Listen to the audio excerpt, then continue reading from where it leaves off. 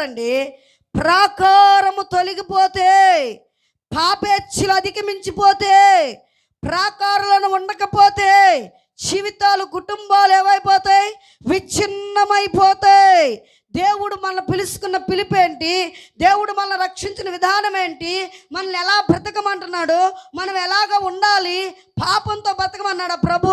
మనం పరిశుద్ధులుగా దేవుడు మనల్ని ఎన్నుకున్నాడు. ఆయన పరిశుద్ధత ఎన్నటికి ఆయనకు అనుకూలమై ఉన్నది. హల్లెలూయా. ఏదో ఎక్కడెక్కడో కల్పిత కథలు కాదండి, నిజంగా జరిగినాయే ఇవన్నీ. ఈరోజు ఎక్కడికెక్కడికి పోతున్నారు? ఇన్స్టాగ్రామ్ లేని, ఫేస్బుక్ లేని, నీ ముఖం ఒకసారి ఫేస్బుక్లో కాదు పెట్టుకోవాల్సింది. ఎవడెవడో తలకాయలు, దేందో తలకాయలు దానికి ఇరికిచ్చి ఒక్కసారి ఆధార్ కార్డులో చూసుకొని నీ ముఖం, నీ ఎముకలు, నీ యొక్క తల, నీ మెదడు, నీ ముక్కు ఎలాగుంటే ఒకసారి నీ కలర్ ఒకసారి చూసుకో అందులో. హల్లెలూయా. పనికిరాని